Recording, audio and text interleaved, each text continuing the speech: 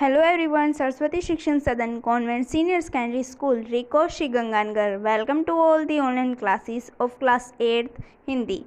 We have online admission start from season 2020-21. So let's start chapter 6 of class 8th. Good morning students, आज हम class 8th Hindi का chapter 6 भगवान के डाके पढ़ेंगे। आज हम इसके क्वेश्चन आंसर पढ़ेंगे। तो चलिए शुरू करते हैं। फर्स्ट क्वेश्चन है, कवि ने पक्षी और बादल को भगवान के डाके क्यों बताया, स्पष्ट कीजिए। तो इसका आंसर देखते हैं। कवि ने पक्षी और बादल को भगवान के डाके इसलिए कहा है क्योंकि जिस प्रकार डाके संदेश लाने का काम करते हैं, उसी प्रकार पक्षी और बादल भगवान का संदेश हम तक पहुंचाते हैं। उनके लाए संदेश को हम भले ही न समझ पाए, पर पेड़ पौधे, पानी और पहाड़ उसे भली प्रकार पढ़ लेते हैं और समझ लेते हैं। जिस तरह बादल और पक्षी एक देश से दूसरे देश में जाकर कोई भेदभाव नहीं करते हैं, उसी प्रकार हमें भी उनकी तरह व्यवहार करना चाहिए, हमें भी उनकी तरह आचरण करना चाहिए। तो नेक्स्ट क्वेश्चन, पक्षी और बादल द्वारा लाई गई चिट्ठियों को कौन कौन पढ़ पाते हैं, सोचकर लिखिए। तो इसका आंसर है, पक्षी और बादल द्वारा लाई गई चिट्ठियों को पेड़ पौधे, पानी और पहाड़ पढ़ लेते हैं और समझ लेते हैं। तो नेक्स्ट क्वेश्चन, किन पंक्तियों का भाव है, हमें एक पंक्ति की व्याख्या बताइए। हमें उस जिस पंक्ति की व्याख्या है उसे लिखना है।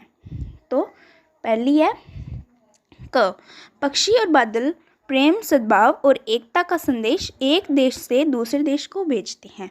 तो इसका आंसर है, पक्षी और बादल ये भगवान के डाकी हैं जो एक महादेश से दूसरे महादेश को जाते हैं। हम तो समझ नहीं पाते हैं, मगर उनकी लाई चिट्ठियाँ पेड़ पौधे, पानी और पहाड़ बांटते हैं। ख, प्रकृति देश देश में भेदभाव नहीं करती। एक देश से उठा बादल दूसरे देश में बरस जाता है। तो इसका आंसर है, हम तो केवल यह आंकते हैं कि एक देश की धरती दूसरे देश को सुगंध भेजती है, सुगंध यानी खुशबू भेजती है, और वह सौरभ हवाओं में तैरते हुए पक्षियों के पंखों पर तिरता है, और एक देश का भाप दूसरे देश में पानी बनकर गिरता है। नेक्स्ट क्वेश्चन, पक्षी और बादल की चिट्ठियों में पेड़ पौधे, पानी और पहाड़ क्या पढ़ पाते हैं। तो इसका आंसर है, कवि का कहना है कि पक्षी और बादल भगवान के डाकी हैं। जिस प्रकार डाकी संदेश लाने का काम करते हैं, उसी प्रकार पक्षी और बादल भगवान का संदेश लाने का काम करते हैं। पक्षी और बादल की चिट्ठियों में पेड़ पौधे, पानी और पहाड़ भगवान के भेजे एकता और सद्भावना के संदेश को पढ़ पाते हैं।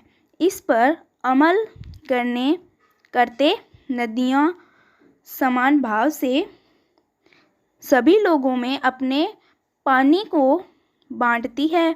पहाड़ भी समान रूप से सबके साथ खड़ा होता है। पेड़ पौधे समान भाव से अपने फूल, फल व सुगंध को बांटते हैं, कभी भेदभाव नहीं करते।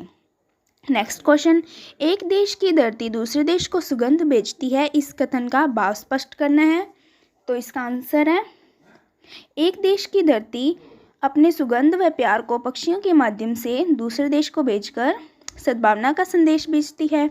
धरती अपनी भूमि में उगने वाले फूलों की सुगंध को हवा से पानी को बादलों के रूप में भेजती है। हवा में उड़ते हुए पक्षियों के पंख प्रेम, प्यार की सुगंध तैर कर दूसरे देश तक पहुंचती है।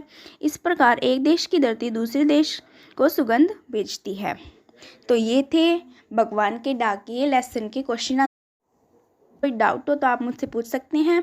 Thank you, have a nice day.